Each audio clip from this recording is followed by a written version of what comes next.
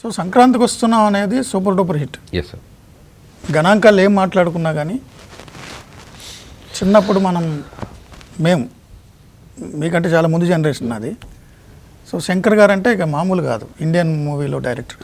అలాంటి సినిమాతో పడి మీరు సూపర్ డూపర్ హిట్ కొట్టేశారు.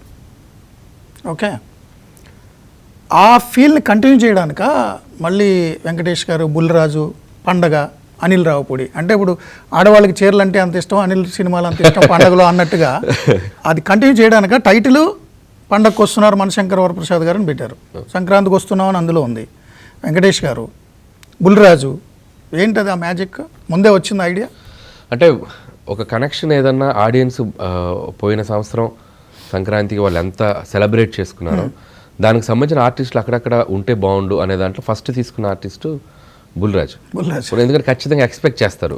లాస్ట్ సినిమాలో వాడిది అంత బ్లాస్ట్ అయింది కాబట్టి నాకేంటంటే భయం, ఆ స్థాయికి వాడిది వర్కౌట్ కాకపోతే మన మీద మనమే శత్రువుని పెట్టుకున్నట్టే. మన బుల్లిరాజు ఇప్పుడు నాకు ఎనిమి లాగా ఈ సినిమాలో, ఎందుకంటే ముందు సినిమాలు అంత బాగా పుట్టించిన పాత్ర అదే నాకు ఎనిమి. దాన్ని పండించకపోతే నాకు అదే బిగ్ మైనస్ అయ్యేది. లక్కీగా వర్కౌట్ అయిపోయింది. So happy. అండ్ ఇక వెంకీ గారు అంటే అది ముందు నుంచి చిరంజీవి గారితో పాటు అది డిస్కషన్లో వచ్చాక దాన్ని ఒక స్టాండ్ అవుట్ ఎపిసోడ్ చేయాలి, అంటే మెమరబుల్గా చేయాలి, ఆడియన్స్ అన్నిటికీ ఇది గుర్తుండిపోయే ఎపిసోడ్ అవ్వాలి.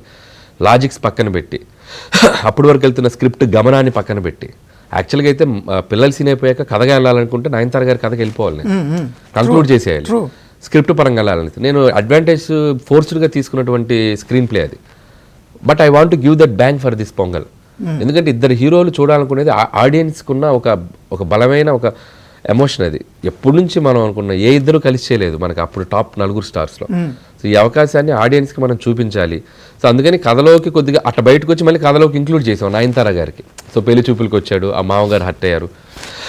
సో అది అవే అవ్వకుండా జాగ్రత్త తీసుకున్నాం. సో అది అంతే ఇదిగా ఈరోజు థియేటర్లో బీభత్సంగా వర్కౌట్ అయింది. అసలు సింగిల్ స్క్రీన్స్లో అయితే ఆ పాటలు వచ్చినప్పుడు they are dancing and they are celebrating it.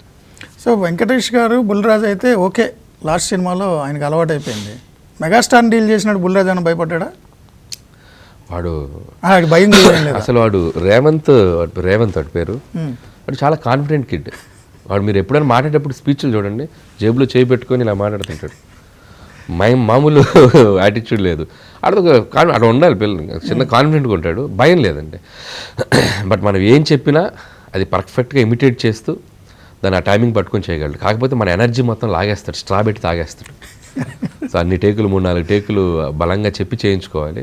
So లక్కీగా మెగాస్టార్ గారు ఆ పిల్లాడి సీన్లో టేకులు ఎక్కువ అవడం అస్సలు చిరంజీవి గారు వెరీ స్వీట్గా వాడిని 1-2 సార్లు ఆయన ఎంకరేజ్ చేసేవాళ్ళు. ఆడు కూడా ఆ చిరంజీవి గారిని ఇలా దగ్గర పిలిచి షోల్డర్ మీద చెయ్యేసి మాట్లాడటం, సో అంత కెమిస్ట్రీ వర్కౌట్ చేశాం కదా దాంట్లో. సో అన్నీ బాగా వాడు భయం లేకుండా చేశాడు. సో చిరంజీవి గారు నా ఉందని ఒక భయం పక్కన పెట్టాడు కాబట్టి ఆ సీన్ అంత బాగా పండింది. సో ఆ చిన్నపిల్లలిద్దరిని, చిరంజీవి గారి పిల్లలిద్దరిని ఎట్లా సెలెక్ట్ చేశారు? సో ఒక అమ్మాయి నార్త్ ఇండియన్ అండి, కుషన్ అమ్మాయి, తెలుగు అమ్మాయి కాదు.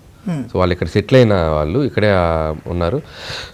అది ప్యూర్లీ ఆడిషన్లో సెలెక్ట్ అయింది ఫస్ట్ పాప.